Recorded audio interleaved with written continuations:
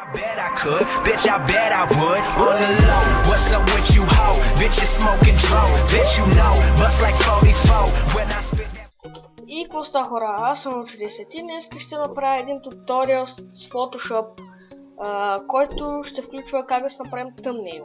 Така, първата стъпка е за да таковате вашата примерно картина, така се нарече, и да влезете където са ви картините, къде сте ги стеглили и да си изберете примерно, както аз ще избера Dust, нали? Ще го отворя и после цъкате отвори и то се отваря, ето.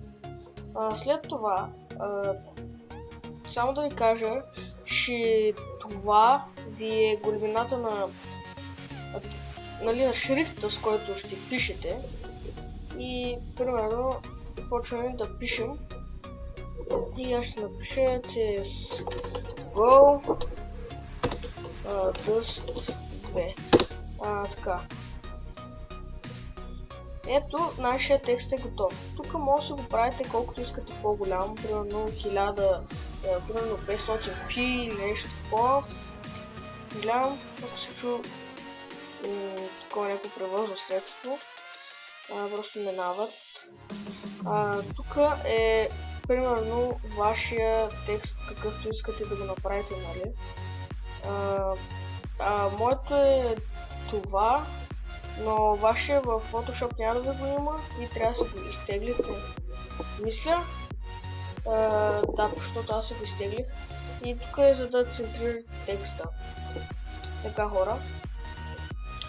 За да добавите други картини, без да ви излизат така, цъкате Place Linked и пак ви отворя където са ви картините, както при мен, и примерно аз ще вля на thumbnail и така, и примерно ще си избера тези пишове и ще ги поставя примерно тук.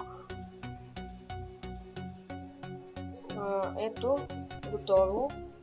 И после цъкате OK, те са готови и вече са тук. Така. После, ако искате да стане по-хубав текста, цъкате Blending Options, просто ще цъкате Gradient Overlay и цъкате ето това, Gradient, и си избирате примерно ето това.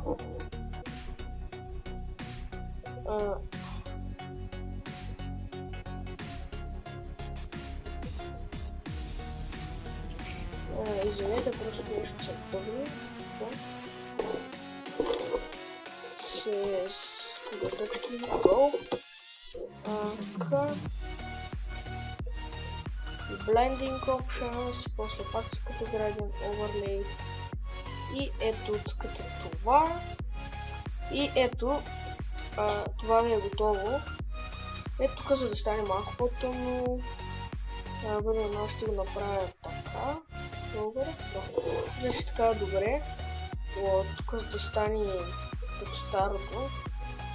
Тук не знам какво прави по-точно, но така, ето това примерно ще го подчертая някакво такова по-светло, но аз ще, колкото прецените вие, така ще го направите.